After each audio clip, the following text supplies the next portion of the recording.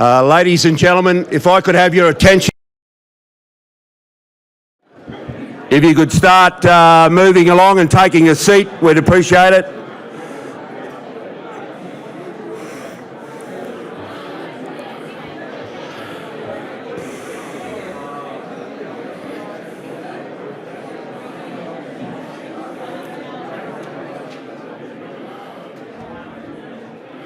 If everyone down the back could move forward and take a seat, please.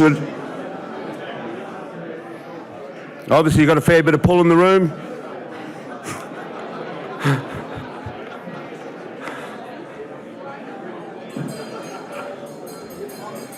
That's it.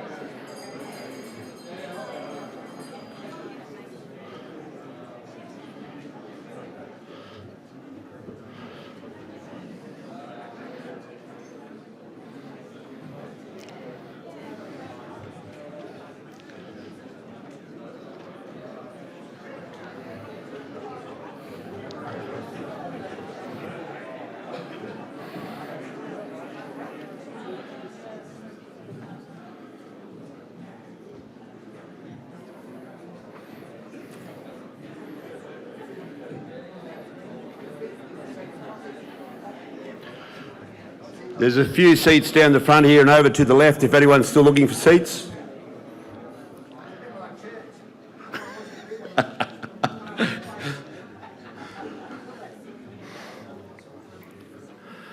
Well, ladies and gentlemen, please welcome here today at the Adelaide Hills. We certainly congratulate everybody for attending today. It's a great attendance.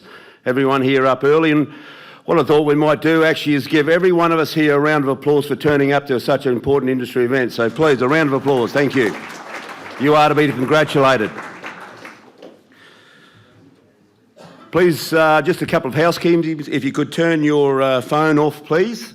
The bathrooms are located at the rear of the room, to my left, and also downstairs on the lower level. All meals will be served downstairs at lunchtime, and you have a program on your seat to review the proceedings. Ladies and gentlemen, it's my privilege to welcome you here to the Red Meat Industry Forum 2016, held in conjunction with Meat and Livestock Australia's annual general meeting. My name is Jeff Maynard, and I'm a beef producer and seed stock breeder from Gundamain in central Queensland, and I'm also on the board of MLA. I'll be the moderator for today's forum. Now, I've been instructed by Anna Campbell from RMAC that I have to try and come out with something a little bit light-hearted early in the morning before we get into the serious stuff. So if you will bear with me, I thought I'd do a light-hearted wrap-up of the events throughout 2016 through a similar lenses of the Batuta Advocate. Early in the year, Tara Brown and the 60 Minutes team found themselves in Beirut, where seemingly Tara Brown was auditioning for 3 well-known TV programs. Firstly, she hosted a version of Family Feud. She then had the lead role in Prisoner, followed by being a contestant in I'm a Celebrity, Get Me Out of Here. Later in the year, local boy and South Australian hero Kyle Chalmers became Olympic champion in the 100 metres freestyle. Round of applause for the local boy, please. Meanwhile, Ryan Lachie was being held up at gunpoint. Then a week later, Ryan Lachie wasn't held up at gunpoint. The Australian government, 2 months later, calls for more diversity in Australian sport and industry. Immediately, the Australian Wallabies declare they could use more New Zealand All Blacks. The Australian athletic team has an opening for as many Jamaicans as they can get, and the Australian cricket team doesn't care, they just want anyone who can play cricket. In the Brexit vote, ladies and gentlemen, UK said yes, Scotland said no, Wales said wait, Northern Ireland said stay, the rest of the world said how was that? Yes, no, wait, stay, how's that? We can only assume that they've been watching the Australian opening batting pair get off the mark. Yesterday, as you're all getting over, in the presidential card game for the White House, Hillary Clinton calls 8 no-Trumps. In return, Donald Trump surprises and wins with a lay-down misère. Trump's slogan was "Make America Great Again." Yesterday, the Canadian immigration website crashed. It would seem it has made some Americans migrate again. And finally, whilst in South Australia, I believe if I am to mention the word green energy, it is only in reference to the energy needed for Danny Green to fight Anthony Mundine at the Adelaide Oval early next year. So thank you very much.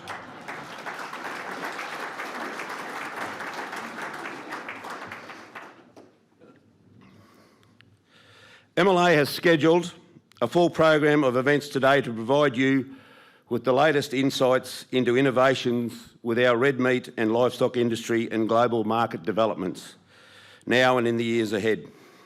The whole event today is being live streamed online at mla.com.au and through MLA's Facebook and Twitter platforms, so that those who cannot physically be here with us today can also participate. For those watching online, please see the information below the video on how you can text in your questions and participate in today's program.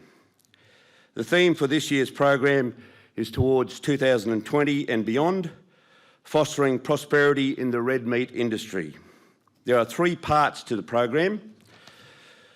The first session, commencing now, is the 2016 Red Meat Industry Forum, is dedicated to our industry representative bodies, and we're going to hear from the leaders of those groups shortly. We'll break for lunch at about 11:30, for which time registrations will also be open for this afternoon's AGM. Please note that MLA members wishing to attend the AGM must register to do so. Following lunch, this forum will reconvene at 1 p.m. to hear the latest innovation and global market insights from members of MLA's leadership team, followed by an open Q&A questions. We'll break again briefly at 2:45 before convening for the main business of the day, MLA's 2016 AGM. During the afternoon break, MLA will be launching 3 innovative online services to help red meat and livestock industry members make more informed business decisions. These services are the new My MLA online dashboard, a single sign-on for integrity carcass information and quality assurance programs, and upgraded prices and market information and functionality. During the AGM, MLA Chair Michelle Allen will report on MLA's performance and governance for the last year, and MLA Managing Director Richard Norton will present MLA's vision for the industry to 2020 and beyond. Of course, the business of the AGM will include receiving MLA's financial statements, an audit report for the year, and the election of 3 directors to the board. Those of you here today can also visit a number of trade stands throughout the day.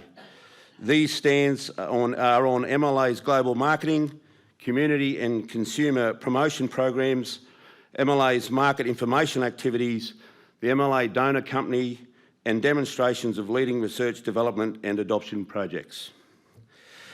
To kick off the first session, the 2016 Red Meat Industry Forum, I'm joined by our members of the peak industry bodies, the Red Meat Advisory Council, or RMAC as it is commonly known.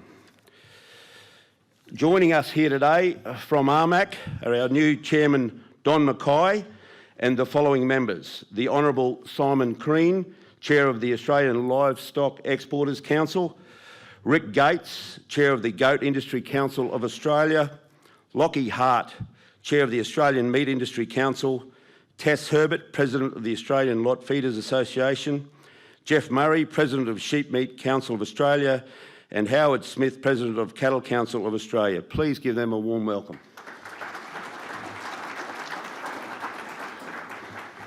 You'll note James Campbell, Director of the Australian Meat Processor Council, is listed on the program. However, unfortunately, he was not able to make the event and sends his apology. You'll have the opportunity to hear from and put questions to the panel soon, but first I'd like to invite Don Mackay to the lectern to set the scene. As Don's coming up, I'll give you a wrap-up. Don took over the chair's role from Ross Kane just a few weeks ago and is regarded as one of the industry statesmen.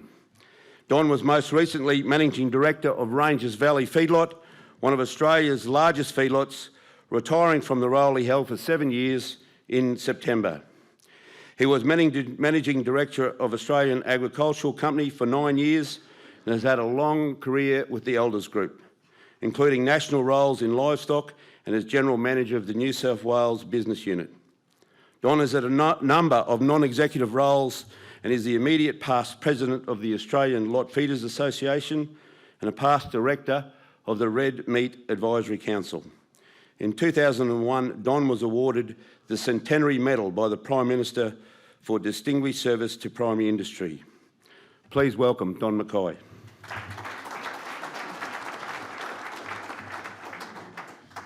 Thank you, Jeff. Statesman has a sort of an air of old attached to it, so I'm sure that doesn't match me. Look, good morning and welcome to you all. It's terrific to be here in South Australia, and as MLA has done, and we've travelled, I use the term advisedly, we collectively have gone around Australia and visited most states, and I think it's the first time certainly that I've been involved in an MLA function here in the state, so it's terrific to be here. 2016 has been quite an extraordinary year, and we live in dynamic and interesting times, interesting marketing times, and on my speech note it had think about saying something about politics, and I probably won't, other than to say change delivers risk and opportunity. And I've no doubt that in discussion with MLA we'll look at the risk and opportunity that will flow from what's occurred across the Pacific overnight. One thing I can say is that in my 40-something years in this industry, with some exceptions, we've got a season across most of Australia. We have, in the three livestock products that MLA and our industry is involved in, cattle, sheep and goats, we've got prices that are near or at or above records all at the one time. And I don't think I've seen that in my lifetime. I know if you're a grain producer, there's some issues, but if you're a feedlotter, that's not such a bad thing, Tess. But nonetheless, it's certainly an interesting time for our industry as we look to take advantage of the sort of demand changes that we're seeing around the world, and you'll hear more of that from MLA later.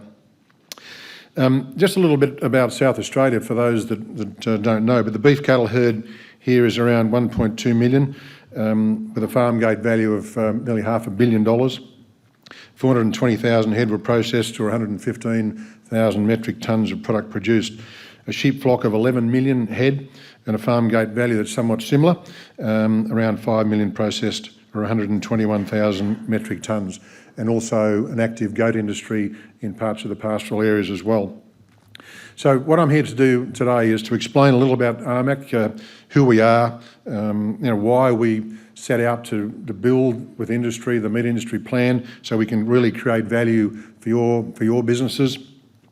And importantly, we're here to listen to you. We want to understand the opportunities and the issues and risks that you've got for now and for the future. And with one last reference to Mr. Trump, I think people, industries, governments don't listen at their peril. And I think we're witnessing some of that across the world now. So believe me, we are here to listen, and we'll no doubt have a chance to do that. So in short, RMAC is really working on a broad level across all industries, both here in South Australia and across Australia generally. Why did I take this job? For me, I was a director of RMAC previously, and obviously a president of Alpha. I was the president of the agency industry for many years, some time ago. I've had a long history coming up from in fact, a sheep growing family in far western New South Wales. So for me, it seemed sensible, if the industry wanted me, to provide some time to do this job. So I'm looking forward to it. So who is RMAC? RMAC is really a whole group of individual companies that represent individual sectors of the industry. And what we're doing is working together to try and protect and enhance the businesses that you have to make sure that we set ourselves up and you up for the future. As Jeff has said, there are 6 key members, the live exporters, the lot feeders, the meat processing industry, which encompasses wholesaling and retailing as well, the grass-fed cattle producers, the sheep meat industry, and of course, rangeland goat industry. We see enormous opportunities for all of us, for all of those industries. There are challenges in them, and no doubt you'll hear from each of the representatives about what they are. But those challenges will be overcome, and we'll look forward to delivering on the opportunities. So how do we create this value for our industry? At RMAC, it's all about collaboration and growing the reputation and value of the Australian red meat and livestock industry. And we do this through a number of key activities. Firstly, by coordinating the meat industry strategic plan, and the latest one is the 2020 plan. And we identified during that process that was over $7 billion of upside if we perform to it. And there's $6 billion to be protected in terms of risk. And both of those are important as one another. We advocate key solutions to improve Australia, from Australia's red meat and livestock businesses to the community, to industry, and of course to government. Part of this is through acting as in a formal way, where we provide ministerial advice to the Federal Minister for Agriculture, and in this case also the Deputy Prime Minister, on instances where we are able to do so in a coordinated way. And we've seen a lot of that in recent times. A few of those key issues for us are around welfare, obviously. We're doing work on sustainability, which we may talk about a little later, and particularly trade.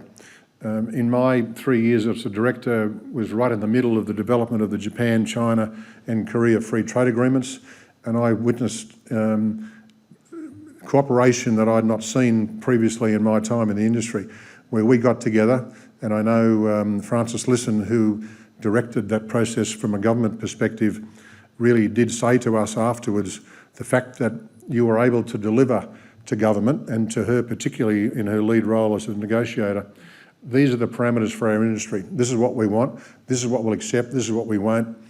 She was able to go into those negotiations and I think deliver outcomes to our industry that was not achieved by other sectors in agriculture and elsewhere. So they're the sort of things that can come from a coordinated approach.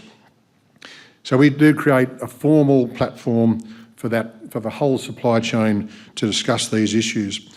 We also administer the fund, and we provide the earnings from that fund to provide some of the cash requirements to run the peak industry bodies that represent the industry for both its members and also for the industry more broadly. The peak industry councils have a lot of statutory responsibilities. It's not simply if you're a member, you're part of the process. They do it for all, and it's a requirement, and so the funding of that is quite important. Turning to the meat industry plan. So what is it? This 2020 plan really drives everything we do as an industry, and it, as I've said, is a collaborative effort between the 10 industry stakeholders, which are the 6 members, plus Meat and Livestock Australia, and LiveCorp and AMPC, who are the service providers to industry. RMAC coordinates this plan and ensures we are meeting the targets for Australian red meat and livestock businesses.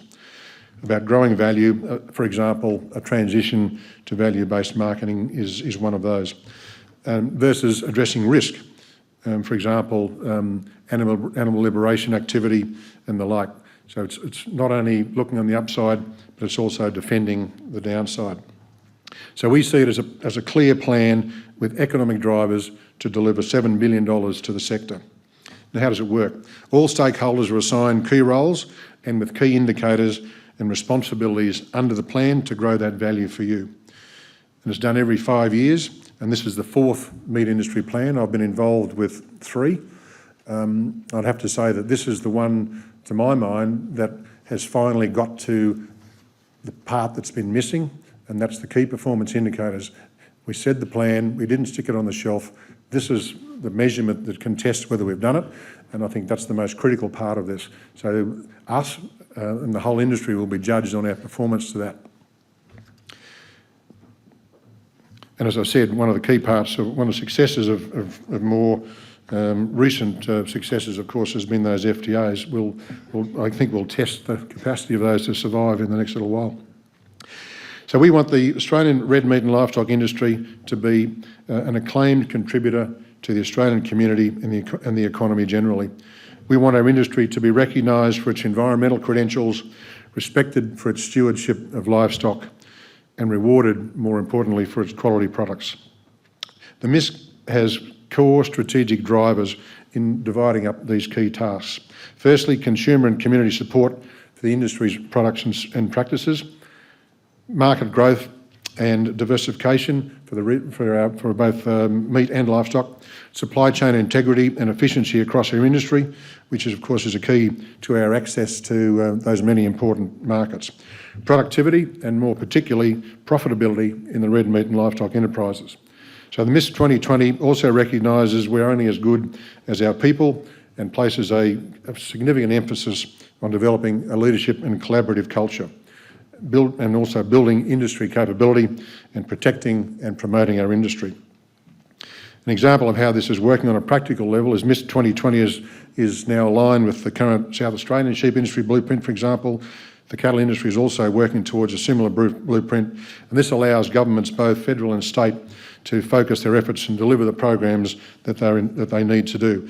And some of those involve innovation and investment in red meat processing, driving industry engagement and response to ensure that the industry's needs are effectively met, and as I've said, work in unison with federal and state governments. A second example, and a key area that many producers are concerned about, is environmental and animal rights activism. Consultation through the MISC 2020 show that if we do not manage this, the industry could lose up to $3 billion, and we know how quickly that can happen. We need to demonstrate to the community and to ourselves that we are doing the right thing.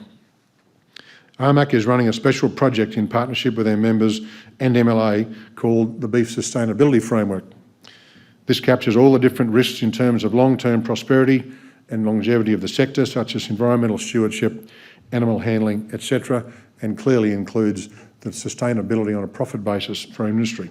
This will result in reporting an action plan to address all these risks and help the community see we are leading a leading sector and doing the right thing by our people and our livestock. I expect that both sheep and goat industries are keen observers of this process as they look to their own circumstances. I'd just like to give you one example. In the industry, or the company I've just left, Ranges Valley, which is a $160 million meat business. I went to Europe initially to take our products to Europe. We did a presentation in the Fairmont Hotel in Milan. No, sorry, the Fairmont Hotel in Monaco first, then in Milan. Someone had to do it. We did it on a Saturday, and there was a German company that listened. We had quite a big room. We had a whole lot of people with doing translations. And this gentleman came up to me after and said, "I love your product, sounds terrific." I said, "We want you to tick 3 boxes. I want to understand your animal welfare policies and how it is audited. I want to understand your environmental policies and how it's audited, and I want to understand how you manage and treat your staff.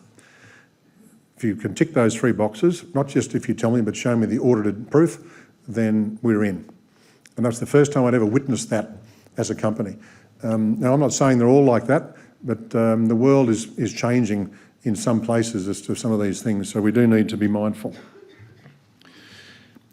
Included, of course, in RMAC roles is advocacy and advisory.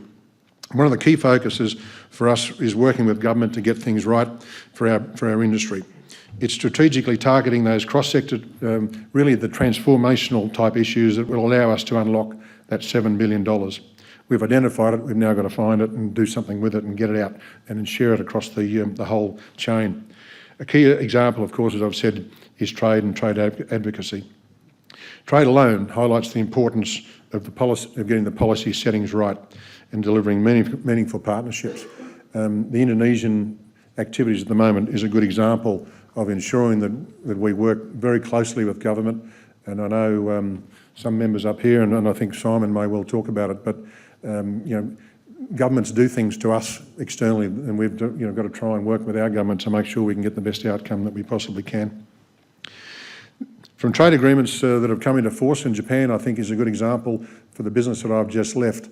I don't think there's any doubt at all that if we didn't have the current advantage over the US in terms of tariff, our position in Japan would be more difficult. We're now a higher cost delivery into Japan than we were. Yes, they like our product, but the fact that we've got a tariff advantage is certainly something of a significant benefit. So these sort of trade agreements like Japan and China, as I said, are important. TPPs and the balance, I'm not too sure where that will go. I'd hate to make predictions, but it certainly looks as if it's in trouble. So I've said we've seen the Brexit change. We've got some significant opportunities in Britain and in Europe. And as I said, I think yesterday to some of the Peak Council boards, you've got two children, which one do you hug the most? And England and Europe are watching which one we hug first. So we've got to be very careful how we manage that. So 1.3, in addition, there's 1.3 billion in opportunity that's lost every year in technical barriers to trade. And I suspect that Lachie may mention that in over 120 export markets. And this does remain a very real frustration for the Australian red meat and livestock industry. So what has been done is progressively liberalised trade, as we've talked about, and we're looking to capture more and more from those as we gain unfettered access to more of these Asian markets, and it does provide more opportunities and options for producers. So we'll continue doing the work, lobbying Parliament, discussing with members, working with our service providers who do a lot of the hard lifting. The peak industry councils are directly involved in negotiations, and as I've said, the peak councils are the ones with the horsepower to get out there and support and make these advocacy as well. So we'll continue to deliver on this track record of reform that's been certainly delivered in recent years. Stability in Indonesia, we've talked about. Brexit, we know. Technical barriers are there for us to be challenged and get some value from. So we do need to continue to invest in our membership through the fund, so that they can deliver on unlocking this $7 billion in growth. We are going to finalise the development of a crisis management framework to guide us in effectively addressing some of these major industry risks. Some other key projects we have is a review of the red meat Memorandum of Understanding, which is currently in train. We're working on a business development project for RMAC members and also working hard on ongoing advocacy. Just some concluding remarks, and before I do, I'd like to formally recognise Ross Kane. Ross held this role for 6 years. He was the first independent chair to come into RMAC, and at a time when RMAC was probably finding life difficult to get that collaborative approach. And I think it was a very wise decision that was made. And Ross worked very hard to deliver on the key roles that RMAC has, and I think he achieved a great deal. So I'm sure from industry, and I'd like to pass on his congratulations to him. So for me, I've come into this role, I want to see something for the years that whatever years that I'm here.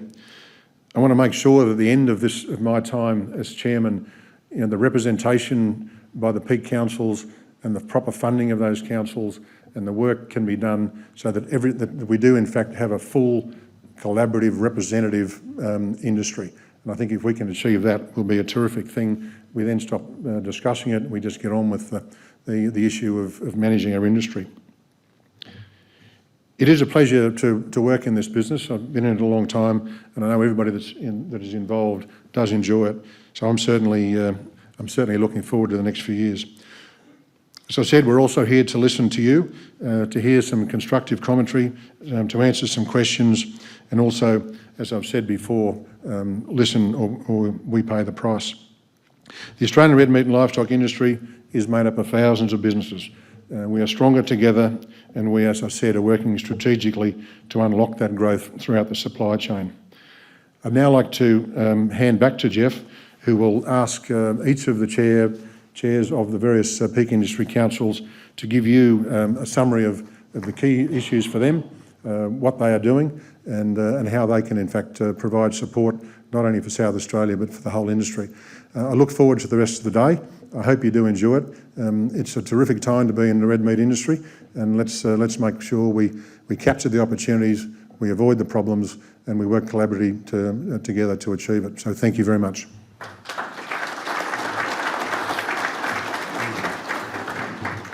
Thank you very much, Don. I think everyone in here agrees that we're very fortunate to have Don to step into the role after Ross, a guy with so much experience and knowledge about the industry. So thanks very much, Don. We really appreciate what you've taken on.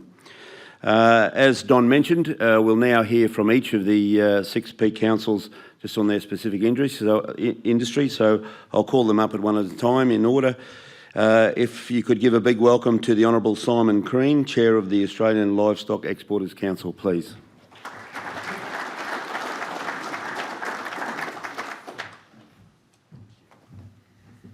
Thanks, Jeff, and pleasure to be here again. I'm now 2 years in this role with a sector that has also had many of the challenges. We've developed this year the strategic plan, which is consistent with MISP, that Don has spoken to. I also want to pay tribute to Alison Penfold, who's no longer with us. Alison moved on to other things earlier this year. The new CEO, Simon Westaway, is with us, so he's sitting down the front. Perhaps stand up, Simon. And I know it's confusing in this game. I see lots of Peters around the room and lots of Johns.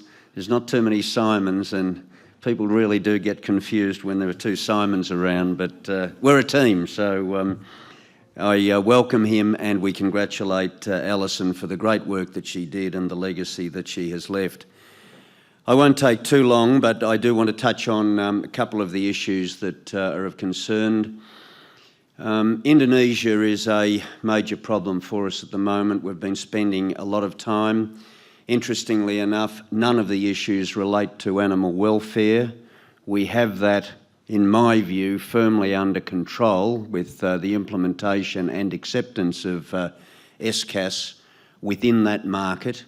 The problem, interestingly, is with government policy, not ours, theirs. And we have recently been confronted with the fact that no further permits would have been issued unless there was a 1 for 5 breeder in the exported quantity. You will have seen, those that are interested, a lot of discussion around this.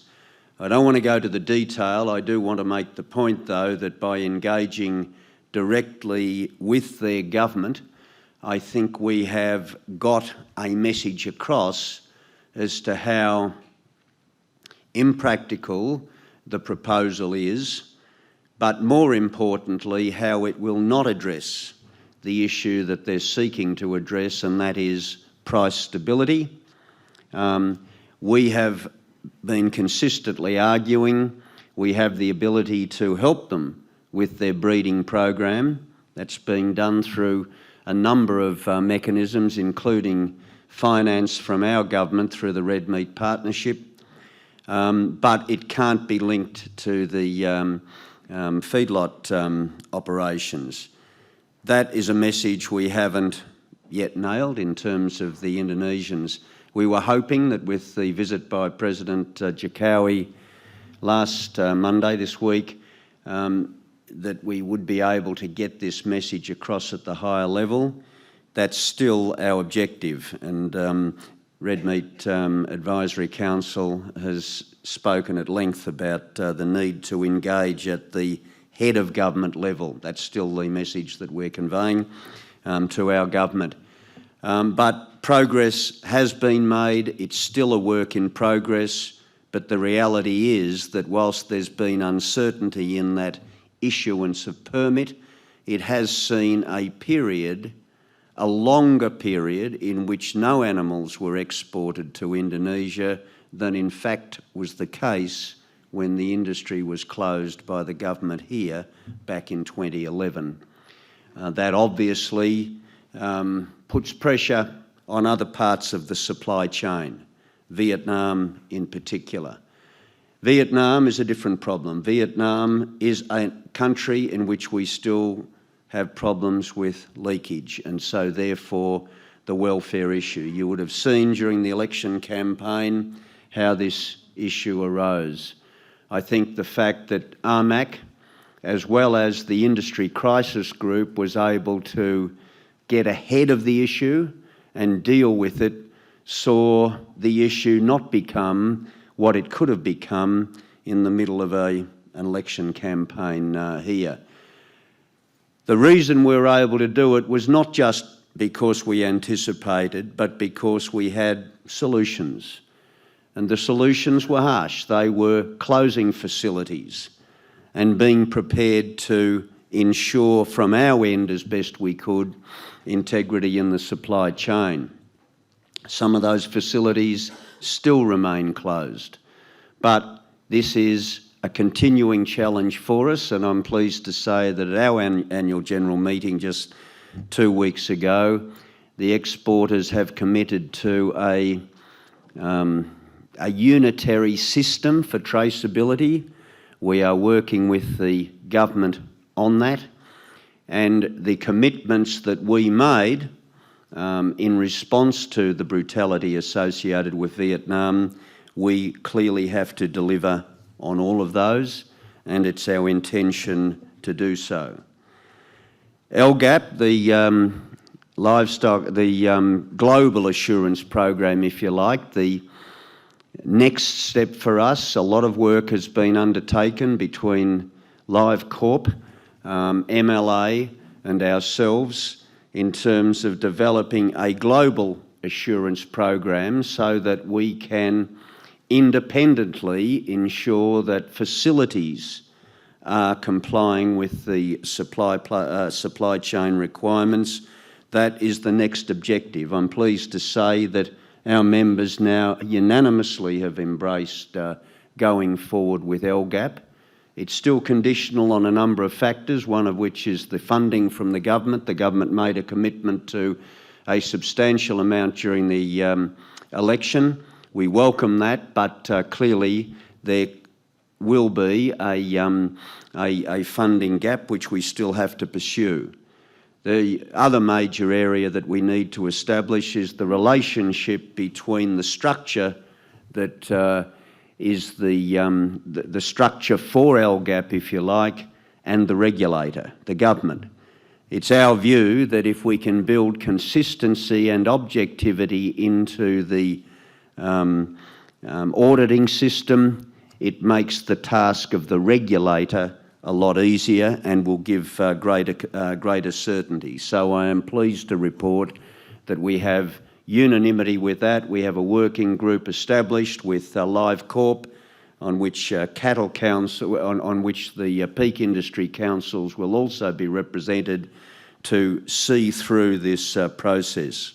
Final issue that I would touch on is ACIL itself. The government back in 2013 had committed to a review of ACIL post the closure circumstances in terms of the live trade. ACIL is the program, of course, for welfare associated with animals within country up until discharge from vessel. The government now has agreed, has committed to an ACIL review which will start next year, but this is something also the industry will actively have to be involved in. I just repeat the point that Don has already made. The biggest risk to the industry is the animal welfare breakout. Take Australia out of the game, you're not going to improve the welfare of animals. There are 100 other exporters in the country, and Australia is the leader in terms of the welfare stakes. That's not to say we've solved the problem, but we are leading in the direction because of the commitment and recognition that the industry has for why We must get on top of it. We're hoping through the Global Assurance Program that we can have embraced by other countries the same standards, because it will be facility focused. If they want Australian animals, they have to comply with the global program. So not only will we be exporting the commodity, we will be exporting the capability and the welfare standard. That, I think, is a great challenge for us, but it's something I think the industry is well equipped to confront. I'll leave it at that, but to say to you that we do understand the importance of the live trade to the production sector. We understand the importance of reinforcing the brand around welfare and safety, as well as nutrition and quality for the production sector. MISP recognises, I think, significantly the integrated nature and the importance of the live trade to the production sector. We also understand that it's the one, in many ways, in terms of welfare, that's greatest exposed to the risk, and it's our intention to ensure that we discharge our obligations in relation to that risk, but importantly, to lead internationally the way forward in its solution. Thank you.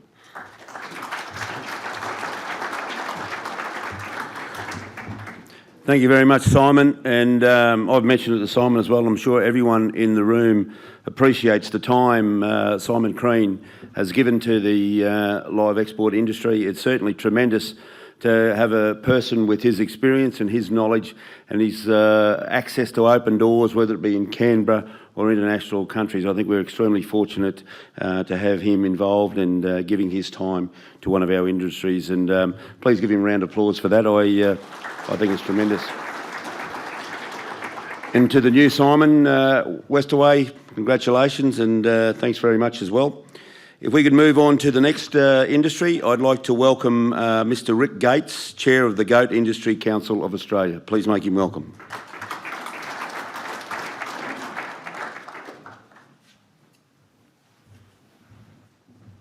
Thanks, Jeff, and good morning. Looks like it's happening without me. The goat industry has become a talking point for the red meat industry in recent times, with high prices and seasonal high yields, and this has been coupled with the ease of management and low production costs. So we're still looking at over 90% of the national herd remains harvested rangeland or semi-managed, and situated in the lower rainfall areas of their main states of Queensland, New South Wales, SA and WA. So this high prices we welcome, but it's brought a problem of supply, where we're looking at we've at least peaked and indications that supply is dropping. They're seeing in this harvesting work, we're seeing helicopters. Now, for me, helicopters are for cattle. Like they've been in the cattle industry forever, and now on a regular basis we're seeing helicopters harvesting goats. So that's telling me where this industry is going, and the people under those helicopters are better equipped. They've got better communications, better equipped. Hence, they're doing a better job. And when they're getting to to the end of the muster, they've got better facilities in holding yards and loading facilities, better infrastructure.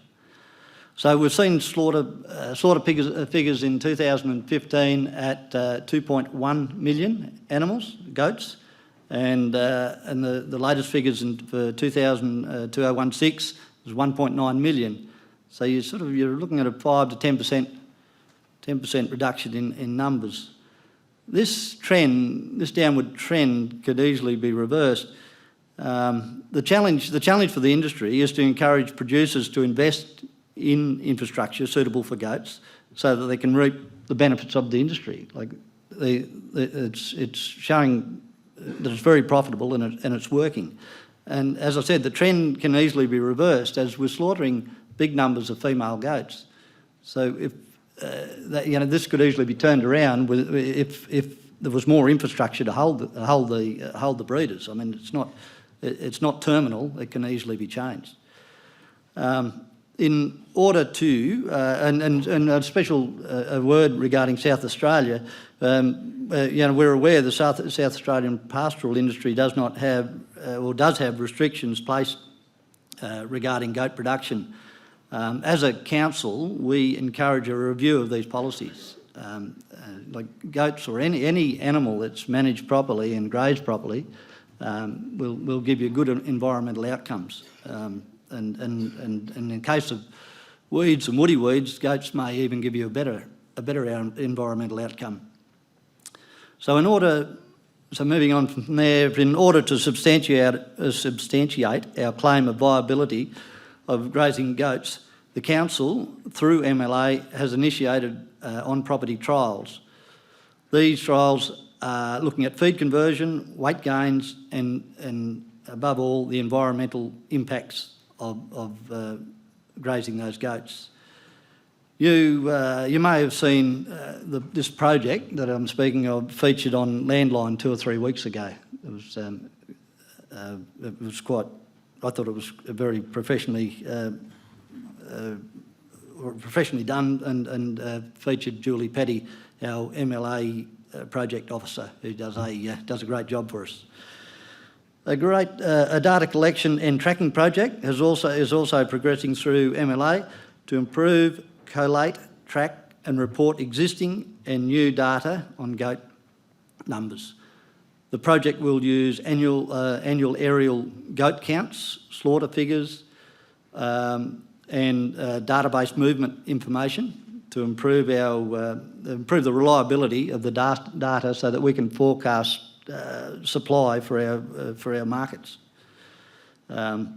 Geica so moving on from our supply issues, Geica has a sound relationship with the goat processing industry. RMAC is represented as an associate member on the council and plays an important role for information, particularly on marketing in new and emerging markets.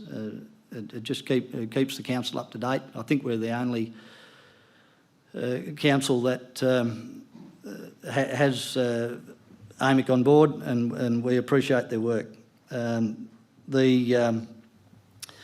This year, a project was successfully completed in conjunction with RMAC to establish guidelines for point of entry inspection for skin-on carcasses, and we worked together with that and with good results.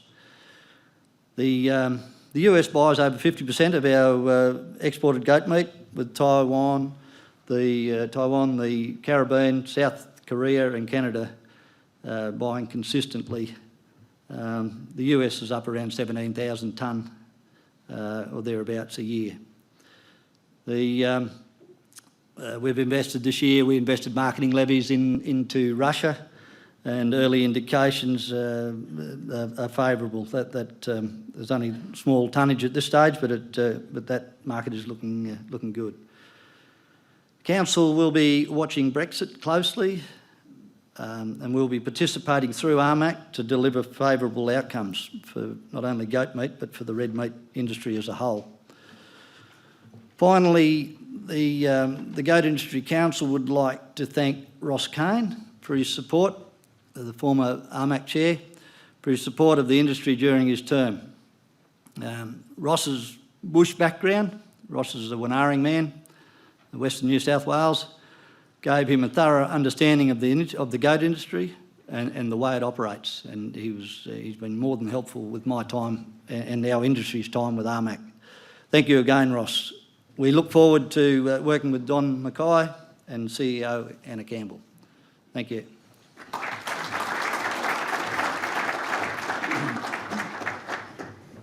Thanks very much, Rick. Obviously an industry that has a totally different set of circumstances and situations to, say, the beef and the sheep industry. So congratulations and good luck with managing those challenges going forward. If you could make welcome to the lectern now, representing the Australian Meat Industry Council, please welcome Lachie Hart. Thank you.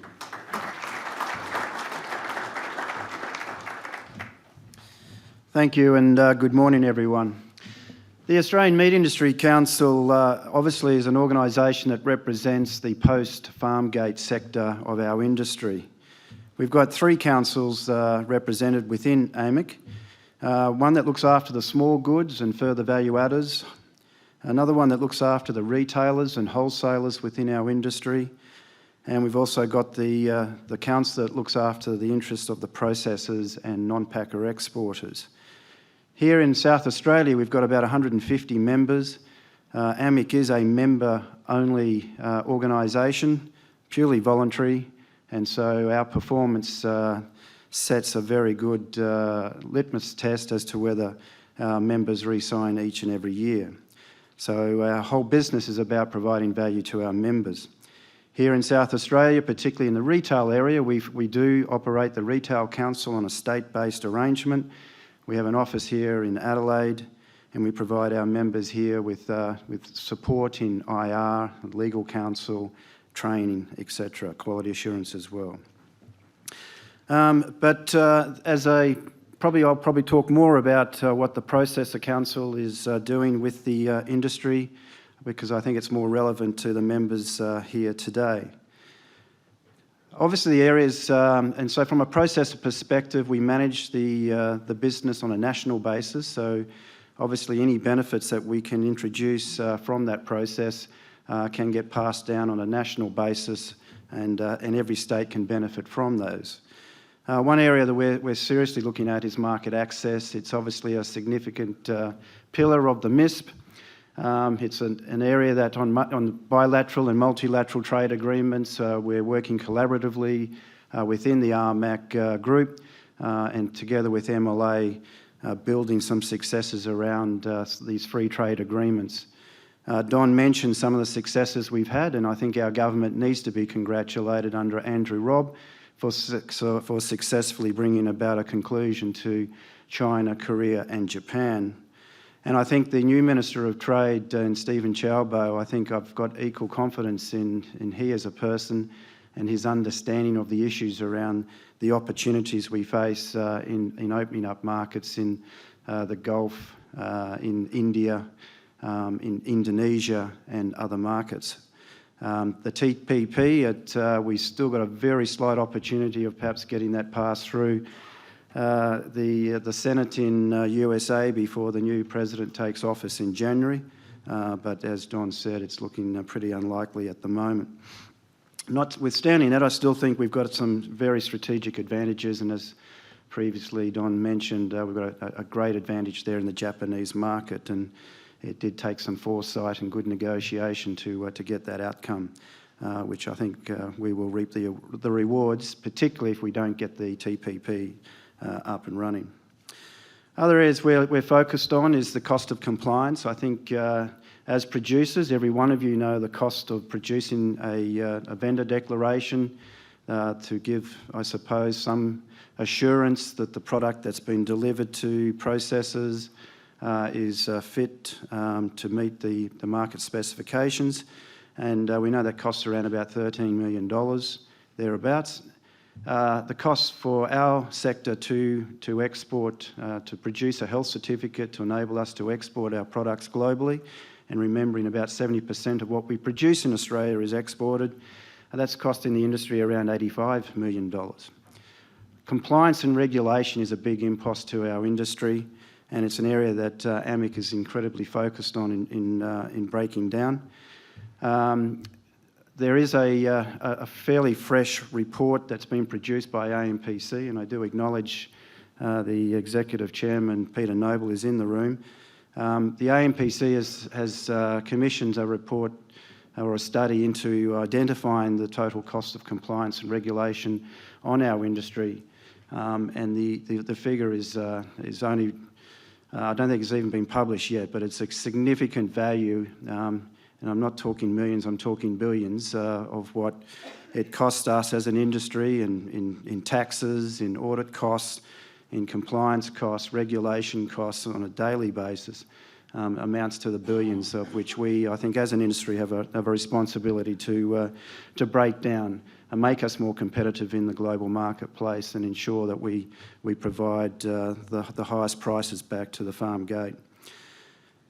I mentioned the market access issues before, but the area that concerns us as a sector is these technical trade barriers. So even though we do open up markets and market access through free trade agreements, we do also see a level of these technical trade barriers coming into play that limits the access and the volume that we have that can enter into those marketplaces. These technical trade barriers are incredibly difficult to work through. They are constant, they're constantly changing, government's constantly changing protocols, and it's important that we have the best resources available to focus on that particular area. I'm confident, again, through the Department of Trade, that Stephen Chalbo has actually realised that this is a big issue. Certainly the Department of Ag and Water Resources has known this for a long time. But to see Stephen appoint an assisting minister in Keith Pitt to actually focus 100% of his efforts in the Department of Trade on breaking down those government-to-government trade barriers, I think is a great opportunity for our industry to progress this particular area. So we're working very closely with Stephen Chalbo, Minister Chalbo's department, and Keith Pitt, Assistant Minister, and we're hoping that together with industry support we will see an interdepartmental committee established that we can address, advise, provide focus to the Assistant Minister when he's overseas or negotiating from a diplomatic point of view. Halal is certainly another area of our industry that's incredibly important, an enormous cost again to our industry in the way it's managed. We have overseas governments that are creating interventions through auditing or allocating certain rights of the halal process to certain groups here in Australia to undertake the certification for us. Our industry has been working very closely with the Australian government. We have very, I think, full support from the Australian government to try and resolve these issues. And hopefully by the end of this year we're going to be making an announcement of some of those changes that will be put in place by the Australian government, which will have a great impact, a positive impact on our industry, and certainly and hopefully at the cost of compliance. The sector is also very heavily involved in collaboration with MLA and AM going to be significant interventions and bring benefit to the industry. As you probably already know, the white paper on reviewing the language that's used within our industry has concluded. Through RMAC, we've formed a committee to address those recommendations in the white paper. We've identified the recommendations that we can easily adopt, and we've identified the very few recommendations that require further work or further research. But the implementation phase has already started, and I just think it's a great example of where the industry, similar to what Don mentioned on the free trade agreements, when industry can work together in collaboration, we can seamlessly implement this innovation very effectively. So the changes that we will see in the language are going to help all producers and processors and marketers of beef, which will certainly bring some savings to our industry. We're also, through AMPC and MLA, working together to identify ways that we can improve the efficiency of the data flow up and down the supply chain. I think this is an incredibly important project because it's going to enable us, when we look at the big data project for our industry, how we can get that feedback and that data back into the hands of producers in a very efficient manner to ensure that you've got real-time information that you could invest into your decision-making processes. As processors, we also see enormous benefits of that data flow and so we're 100% behind that process. The objective carcass measurement, which obviously has been mentioned a lot in the ACCC reports and the Senate inquiries and on a recent tour in Queensland and in the media. We're certainly, again, through AMPC and MLA joint funded project, we're interested in collaborating with the industry to move that technology forward into the next phase. We certainly welcome more transparency, more objectivity in this particular area. And I think it's certainly, if that technology can deliver those outcomes, it's going to be an enormous benefit for the whole industry.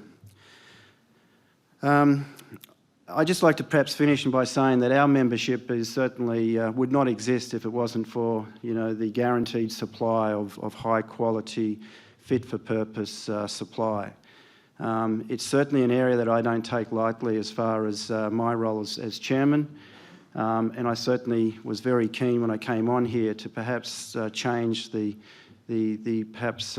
attitude that we were seeing from our ministers and from the media as far as what they were hearing from the producer area. That we were almost an organisation that looks after ourselves and no one else. My particular feel of the organisation that I've taken leadership of in December last year is it is an incredibly valuable organisation. It represents a very important part of our sector. It's important, therefore, that we are seen to be more inclusive and more collaborative. And so I am 150% behind the RMAC board. It is a great opportunity to get the industry together to talk about industry matters and progress industry matters forward.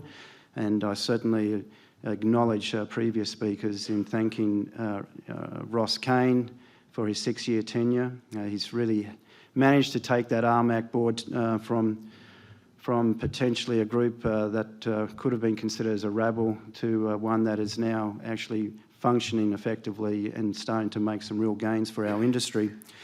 And I certainly welcome Don's chairmanship to take it to the next level, because I think that RMAC group is vital for our industry if we're going to be sustainable in the future. I recently participated with Barry O'Sullivan on a listening tour that he hosted into Queensland, and it was a great opportunity for me to actually listen to the concerns raised by producers in North and Central Queensland about what concerns them and what keeps them awake. And I think that's the approach that AMIC would like to take going forward, is that we are more inclusive, more collaborative, like to listen to what the concerns are, and I welcome this opportunity today to hear any of your questions or comments. Thank you very much.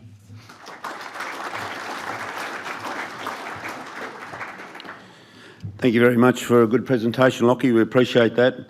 Certainly acknowledge the potential significant costs of doing business in Australia and something to be looked at. But moving along now, please make welcome to the lectern the President of the Australian Lot Feeders Association and Director of Gundamain Feedlot and Ladysmith Feedlot, Tess Herbert. Thank you.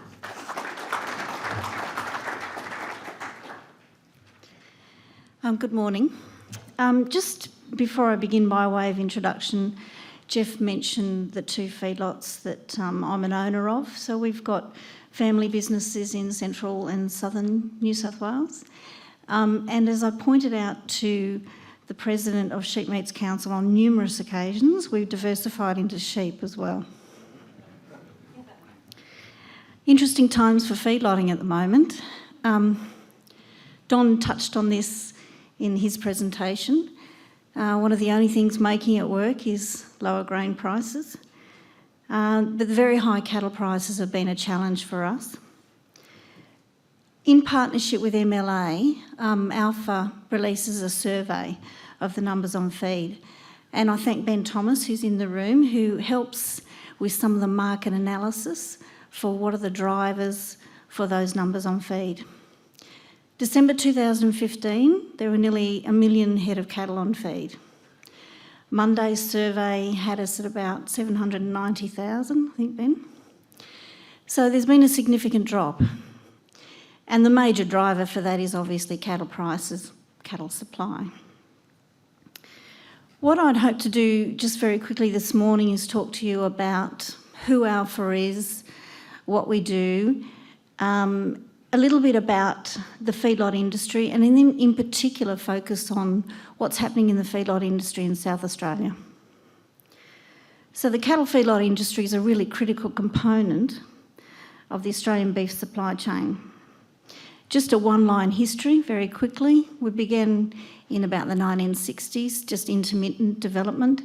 By the 1970s, the industry really opened up with the opening up of markets into Japan and Korea, still our major grain-fed beef export markets.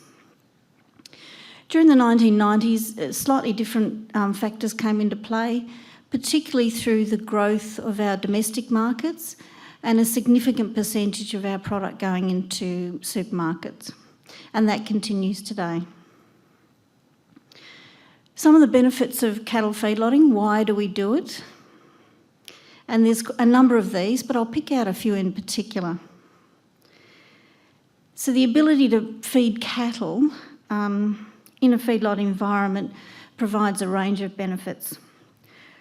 The one that I'll talk about the most is an economic role. And I'll concentrate on that too when I talk about South Australia. They play an important economic role in their local and regional communities. Not only are they direct employers, they're often some of the largest employers in their communities. And their operations support a range of other economic activities throughout regional and rural Australia. A lot of this comes from direct purchasing of local inputs, cattle, grain, the stimulus to the immediate downstream supply chain, like abattoirs and transport, and eventually to lots of other areas of local and regional economies like retail, schools, healthcare. And in all of those, feedlots play a role in sustaining jobs and populations. They provide economic stability to regional communities, particularly at times when some of those are suffering. Feedlots can sometimes be most valuable when seasonal conditions are poor and rural communities most need that stimulus. As a result, feedlots are often the backbone supporting communities in rural and regional Australia. Alpha is the peak industry body for cattle feedlots in Australia. We're a national body, and like RMAC, we have direct membership. South Australia is very capably represented on our board by Paul Vogt from Aranda Beef. And we have currently about 150 direct feedlot members. We have other membership categories. We have a number of student members, we have a number of individual members, and a number of company associate members. Through our council and staff, we're represented on over 50 industry committees, and they cover all areas of the grain-fed beef industry, including trade, consumer marketing, research and development, animal health and welfare, planning and corporate affairs. Supporting future leaders is very important to Alpha, and that's been facilitated through our student membership initiative and the scholarships that we offer to students. Collaboration has been used quite a lot this morning, but I'd like to emphasise it again, particularly through this body here, through RMAC. We work in close collaboration with the rest of the red meat sector to promote and protect our industry. We provide advice and policy to government. We direct the grain-fed levy funding, and we set strategic imperatives for our service providers, MLA, Animal Health Australia, and the National Residue Survey. We set those strategic imperatives to ensure that key industry issues and opportunities are being pursued. We have a very, very engaged stakeholder program, and that includes with our members, our council. We have platinum industry partners, and through those stakeholder engagement programs, we survey our members, we have face-to-face consultations, and we determine their priorities for our annual levy allocation. And we ensure that our membership services, our education programs and our communication remains valuable and relevant to all of them. It's a little bit Lachie Hart was talking about, one of the most important things to us is that we provide value for our members. We created a strategic plan in 2015 to 2020, and that's guided by the Meat Industry Strategic Plan. It outlines our strategic intent, which is to support the continued growth, competitiveness and profitability of the grain-fed beef industry.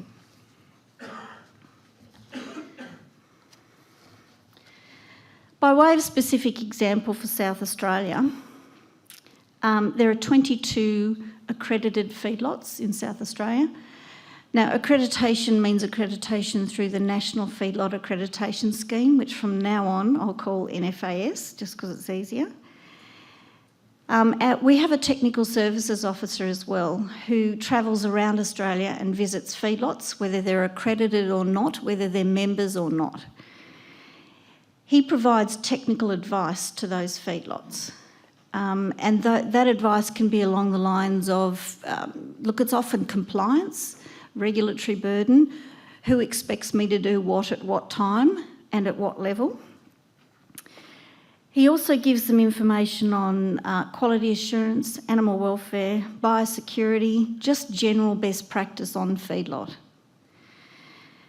He supports the feedlots to meet and exceed the NFAS requirements, and he provides hands-on advice on feedlot. This initiative of having a technical services officer has only been around for about the last 2 years, but we're finding it provides a valuable service not only to our members, but it's also giving us information about what is happening on ground in feedlot land. We invest considerable grain-fed levy producer dollars in R&D.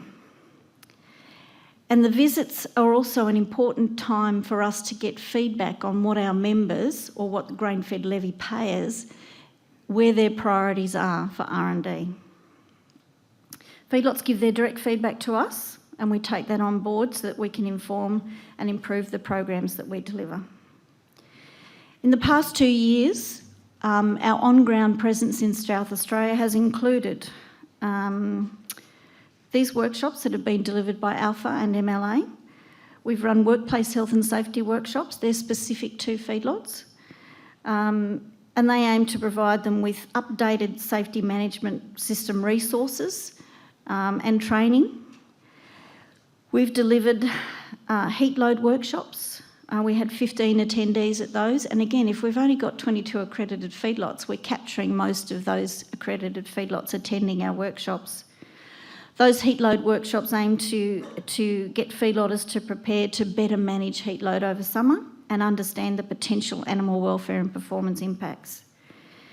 We've also rolled out over the last 2 years nationally animal welfare officer training, that's certified training. We've had over 150 participants nationally. In South Australia, we had 16 people attend those workshops. And they aim to give, they're delivered by our industry vets, and they aim to give the participants the knowledge and skills to ensure good animal welfare right throughout the feedlot environment. That begins as soon as they land on the weighbridge, from when they're exited and even further beyond. It also enables those participants to have a HACCP-style approach to animal welfare, where they're auditing all parts where cattle are touched or seen. We've also delivered nutrition and milling workshops. Those were to provide feeding and milling staff with the latest information on grain receival, grain processing, ration mixing, feeding management, and what impacts those have on animal health and performance. And we had 14 attendees at those in South Australia. We also communicate with our members constantly through fortnightly newsletters, through our lot feeding magazine, and I encourage members to have a look at that. The lot feeding magazine goes beyond the feedlot industry. There's articles in there of interest to everyone involved in the beef industry. We also have very recently finished our annual conference, BeefX, which was a significant success. 400 delegates, 500 at our gala dinner, and a range of international speakers who gave us a bit of a feel for what's happening with our competitors in particular. It's also an opportunity for us to recognise excellence in the feedlot industry, which includes Feedlot of the Year award. We have a Young Lot Feeder Achiever award, safety awards. There's numerous awards that happen then, but it's an opportunity for us to recognise people who are doing things above and beyond what their expectations are. Our latest survey results, just in finishing on South Australia, indicate a significant drop in feed. And I mean really significant. I think it was around 40%, Ben? Yeah. I wouldn't worry about that. There's some things happening in the feedlot industry in South Australia that are well and truly outside what's happening in the feedlot industry nationally. I see significant opportunities in the feedlot industry in South Australia, and I think that's evidenced by the fact that the feedlots who are here, several of them are expanding and expanding significantly. So I think those survey results are taken just in the context of what's happening with some feedlots in South Australia at the moment. In closing, again, I'd like to add my thanks to Ross Keane for his chairmanship of RMAC over some difficult times, and acknowledge that Ross, as an independent chairman, certainly brought the industry together. And welcome new CEO Anna Campbell, and in particular Don Mackay, to the chairmanship. Having worked with Don for many years, I've described Don before as the ultimate chairman, and we're very, very lucky to have him as a chair. I'm more than happy at any time during the day to answer any questions on the feedlot industry as to what we do, how we do it, and importantly why we do it, if anyone happens to see me around. Thank you.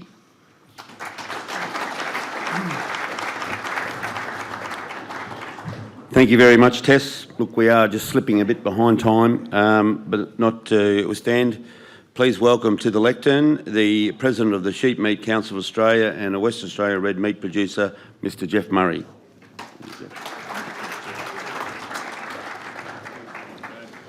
Thank you, Jeff, and thank you, RMAC, for the opportunity to do this today. As was said, I'm a sheep and wheat producer in the 15-inch rainfall central wheat belt in Western Australia. Probably not a lot different to a lot of South Australian producers, I'd think. We've had the frost and you guys have had the water, I think.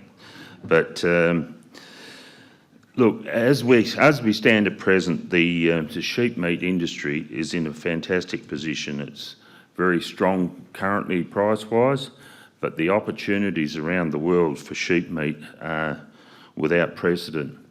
We've got strong markets in the China, in the EU.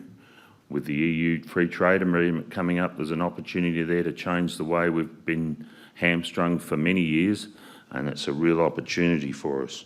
The strong markets in the US and China are also real opportunities for us. And in the last 12 months or so, the air freight chilled lamb, especially out of Western Australia into the Middle East, has been exceptional. Now, as we go forward, we work with the South Australian industry under their industry blueprint and the CISP. It's given us guidance as to keep everything on track and make sure that we are all singing from the same hymn sheet and are all pushing in the same direction.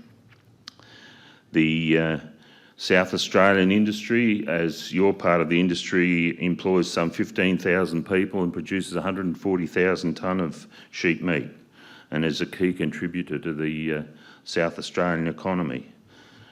Through Livestock SA and as a member of Sheepmeat Council, these producers, and there's 2,300 of them, get a representative voice on the stage. I'd also like to take the opportunity to welcome Alan Piggott to the Sheepmeat Council and thank Alexander McLaughlin for his contribution to the council over the recent years. One of the key components to the Sheepmeat Council was identified as building leadership capacity, and with the help of MLA we've been able to secure funding to build the opportunities for the young leaders of our industry. The long-term success of the sheep and lamb industry will depend on the skills of these people along the supply chain.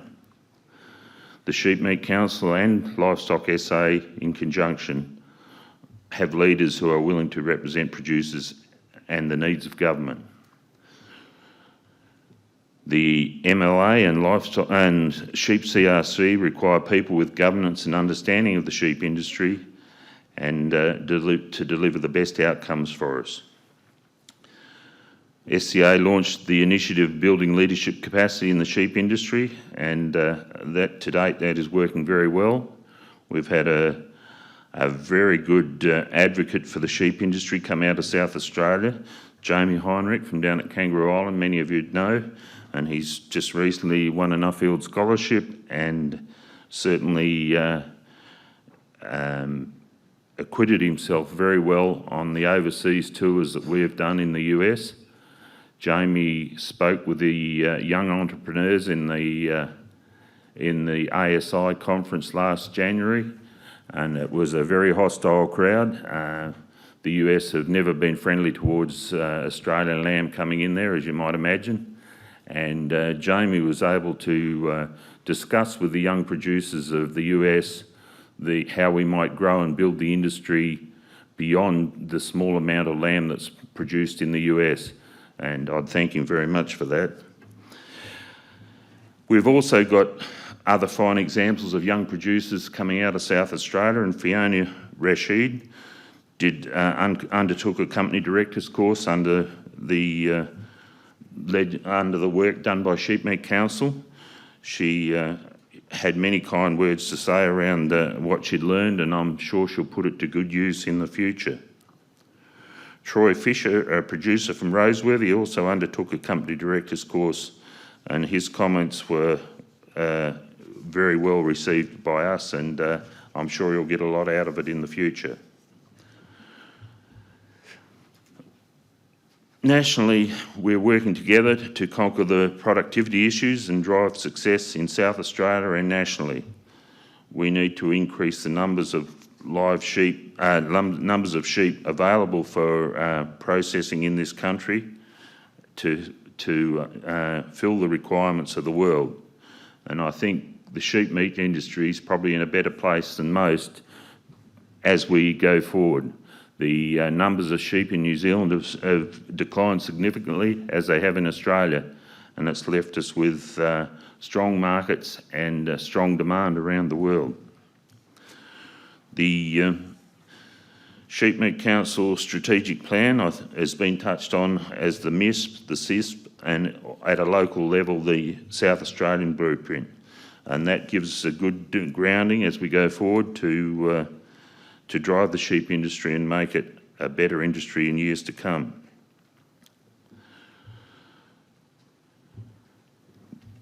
The blueprint fits very nicely, and I'm sure it's worked together with the MISP and the CISP.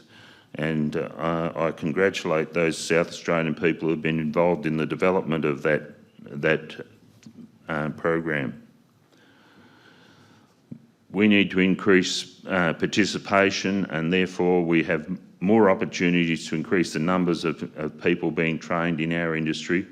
And as we go forward, look forward to working with you all to expand our industry and get the best things that are available in the future.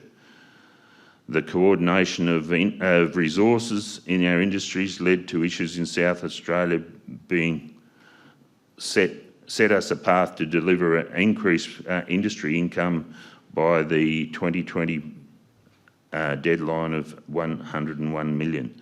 So as I go around today, I'm quite happy to take comments or questions from any of you, and look forward to meeting you around the traps. Thank you. Thanks, Jeff. Thank you very much, Jeff. Certainly good cause for some optimism and positivity for the lamb and sheep meat industries. And last but not least, ladies and gentlemen, please welcome to the lectern President of Cattle Council of Australia, Mr. Howard Smith. Thanks, Jeff. Good morning. So my name's Howard Smith, Cattle Council President, beef producer from Central Queensland, where our operations supply both live, feedlots and PCAS prime cattle for slaughter.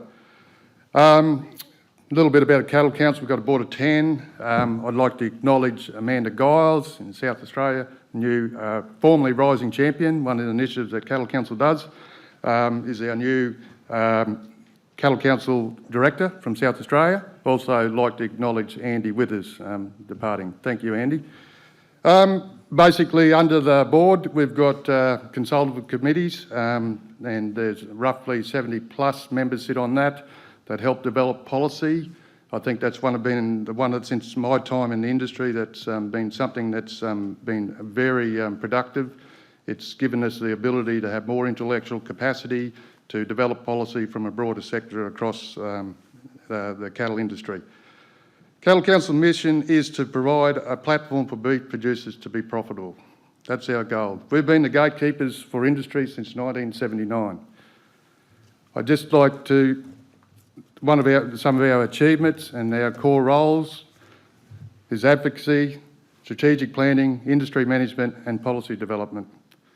Some of our achievements have been the trade agreements, which people have spoke about, and I think that's been, a major goal for opportunity for the industry to go forward, giving us advantage over other countries and put us, as Don said before, that we can compete. Some of the other achievements, I think, the industry that has been prior over the years, MSA, I think it's just been something that someone had the foresight to develop. It's put us in good stead. It's given us the ability to develop other opportunities, particularly PCAS, something that's dear to my heart. I know there's some people here in this room that helped develop that. But that's, the Pasture Cattle Assurance Scheme has created something, has created value. It's put dollars back into producers' pockets. It's lifted the profile of beef. And the beauty about it's not grain versus grass. We've got the diversity in our product, which I think is one of our strengths. And I think going forward, to survive in this global beef industry, we need to have a point of difference. And we've got to get out of this commodity type mentality and focus on premium markets. And I think we've got a very good story to tell in our country. The other thing, we talk about high cost producers, but that's one of the strengths we've got is our integrity systems, and that's something that Cattle Council oversees and manages. I'd like to just also talk about, some of the other achievements that Cattle Council has been rising champions, and I think that's a fantastic initiative. It's going from strength to strength. It's bringing young people in. At the moment, it's a good space to be. Youth and agriculture, it's something that's really sexy at the moment. I think that's something we should really capitalise on. And the other achievements is the Rural Awareness Tour, and one of them was held here in South Australia. That's a great initiative to bring bureaucrats and people that make decisions on in government to go and see what we do, so they then have some empathy for us as producers.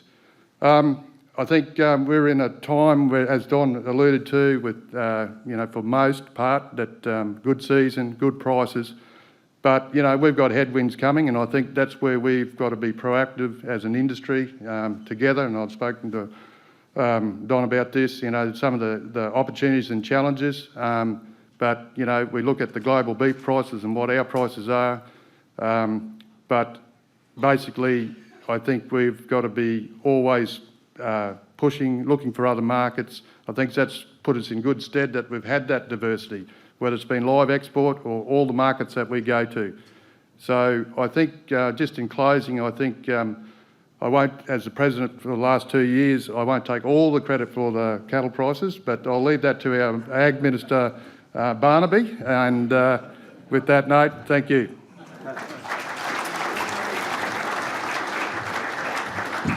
Good on you, Howard. Thanks very much, and well done with those cattle prices. We certainly appreciate them.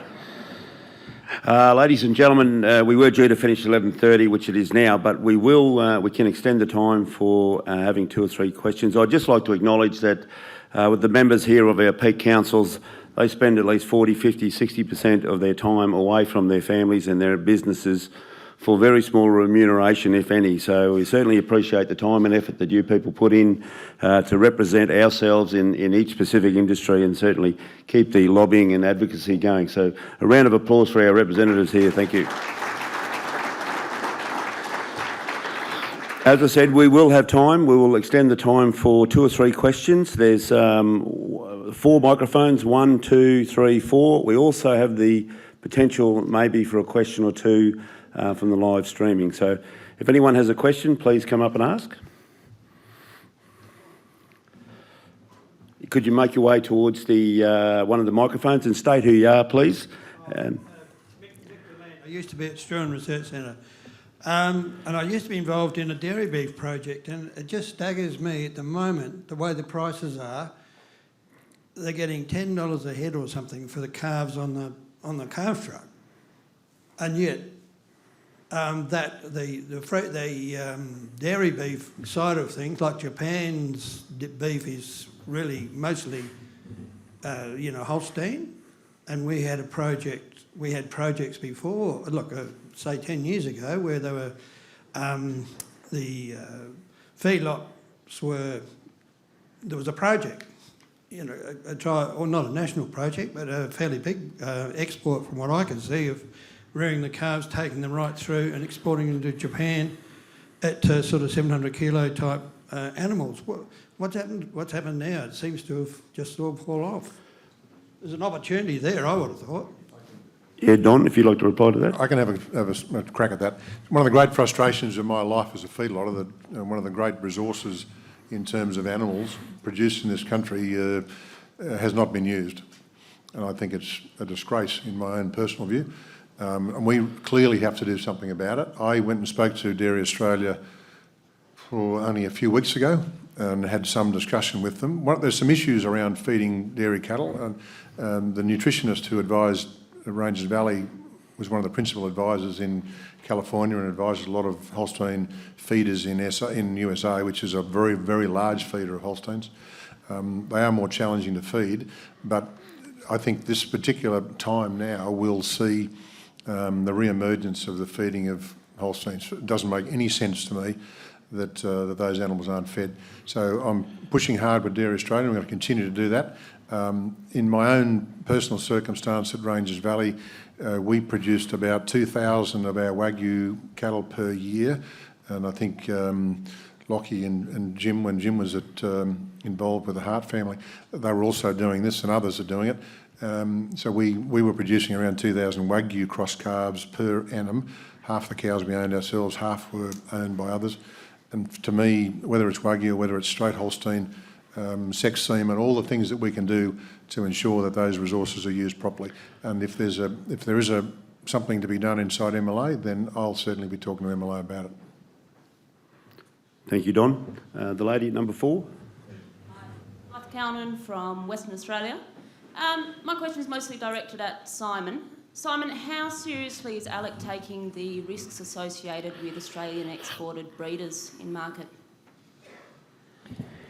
Very seriously. This is a key question for us in relation to Indonesia, particularly given what I said before about us recognising that there is a demand up there to do it, now a conditional to other export. We have invested through the Red Meat Partnership. There is a pilot program, 6 pilots, I think 4 have already started. Dick Slaney is heading up Coffee International's work in that regard, and when I was up there recently and we had the discussions with Dick, he is very confident that this can be made to work profitably. The problem is it's going to take time, and the challenge for us is to get that disconnect, if you like, between the 1 for 5, not just out to 1 to 10, but see it as separate programs. The other difficulty is getting Indonesia to acknowledge that it's one thing to send the breeders up there, it's another where they've got to have capability and training. They've got to have the extension services, they've got to have the proper provision of bulls. They seem to think they can do it all with artificial insemination. From our point of view, as you'd be aware, SCAS does not extend to the breeder supply chain, but we have addressed that and have developed through with MLA and LiveCorp and others a breeding protocol both for the commercial operations as well as for the small breeder programs. So we've always understood this will take time. There's now a stronger focus on it because of the circumstances that Indonesia has required of us, and we are working our way through. But I think we've got the building blocks in place. What we need is the time. We need to be able to convince them of that. Thanks, Simon. Number 2, Peter. Yeah, Peter Hughes, Georgina. Lachie, I was surprised to hear you say that you were looking at selling beef to India, because up until a couple of years ago there hasn't been a kilo of beef sold to India. So could you enlarge on that? It would be a great place to get it into. Peter, I didn't mention beef. India is an important market for our sheep meats and enormous opportunity, and AMIC represents the interest of both beef and sheep meat. So the free trade agreement potential in India is more focused around sheep meat. It's actually an interesting point because I was reading somewhere that there's 175 million Muslims in India. So, you know, that's substantial. So it's a bit of a wonder why there's not something moving towards that market. The problem is we don't have protocols for direct exportation at this stage. There is Australian beef finding its way into India via the Middle East at the moment. But look, it's still an opportunity for beef, even though it's, you know, from a religious point of view, they don't consume a lot of it themselves. Right, thanks very much. This will be our last question on number 1. Yeah, hi, good morning. My name's Anthony Coles. I am on the Australia-China Business Council Executive, and I have a business that does trade and investment between Australia and China. Thank you all for coming to South Australia. Look around the crowd, it'll probably be a different mix of nationalities in the next few years as well. Our client in China is a large food processing company that's just got SCAS approval with the help of Global Compliance and Elders. And one of the challenges of the last 12 months in delivering on that has been the communication of our quality standards. Is there a commitment, probably Simon or Howard, on the translation of a lot of that value add, the communications of our systems and processes into easily consumable information on the China side? Yeah. I think the answer to that is yes. I mean, this is the work that LiveCorp does in terms of the not just the protocols, but the translation. They've been very effective. I'm surprised if that is the problem. Maybe we can have a talk about that and just see if there are any gaps from your point of view, because that is an important market. The more we can get in there live, you take some of the pressure off Vietnam, because we know what's going in there doesn't always just stay in Vietnam. But please, if you're confronted with any of those problems, let us know and we'll follow them up, because that's absolutely important. We've got no doubt about our ability to do it properly and the protocols, but that's the easier part, I would have thought, the communication. Good on you. Thank you very much. Just one final thing before the panel is dismissed. I'd like to ask Mr. Sam Burke, Australia's celebrity chef, most enthusiastic celebrity chef. We're very pleased and very proud to have him today. He's sort of all over the world, ladies and gentlemen. He's actually organised a lunch for us and will be telling us what we're having for lunch. Thanks, Jeff. Good morning, or just about good afternoon. My name's Sam Burke, and like Jess said, I'm the business manager for food service and also the corporate chef for Meat and Livestock Australia.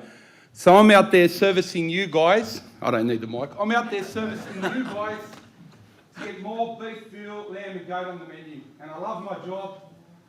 And when we're out there, we talk about the whole supply chain. You know, I let my food service customers know the hard work that you put in to give a quality product on the front line. And I'm very passionate about it because I think you do a good job, and it's very easy to market good quality produce. So round of applause to the producers. Now, when I first started at MLA last year, I attended my first AGM, and the lunch break came. We had these beautiful little lunch boxes, but I thought, you know, we could do a little better than that. So I wanted to represent the international market here today at lunchtime, and I wanted to link the producers yourselves to the product that goes all around the world. So I've been fortunate, like Jeff said, to work in some of these markets. So, you know, here's a little bit of stuff that I've learnt overseas and brought back to serve to my food service customers in the biggest market, the domestic market here in Australia. We're going to start off. So I want you to all get on a Qantas plane and join me, because we're going to go to the international markets for 5 minutes before you eat. All right, so let's get on the plane here. First stop, Japan. Andrew Cox, International Business Manager in the team. We've got a beautiful grilled teriyaki steak skewer that we've done with the rump.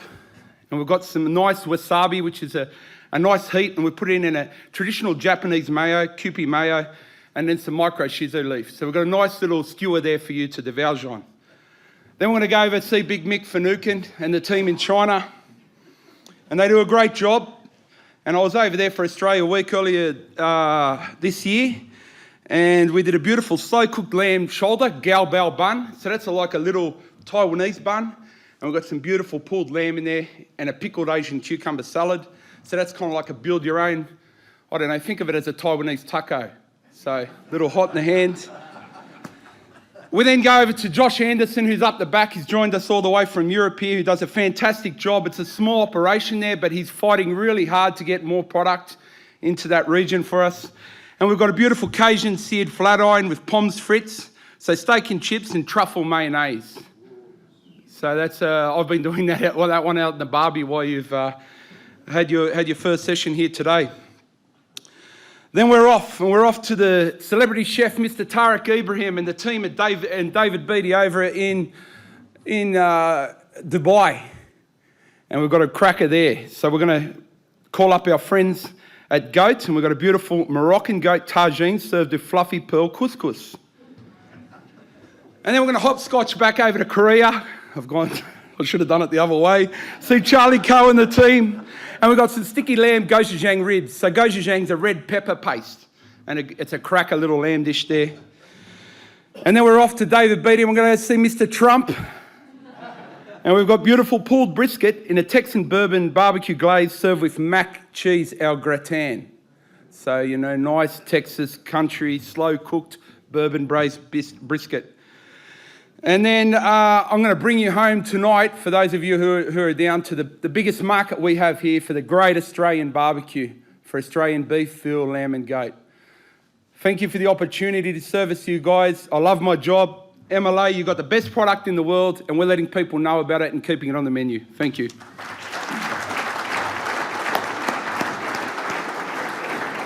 Good on you, Sam. How exuberant is that dude? He's fantastic. Ladies and gentlemen, keep the applause going for the panel. We really appreciate them and their efforts coming today. It's been great to have a chat to them and listen to what they've got in store. We are breaking for lunch. If everyone... It's now 1:45. If everyone could be back in the room at about 10 to 1. 10 to 1, please. So a bit over an hour. Good on you. Thank you.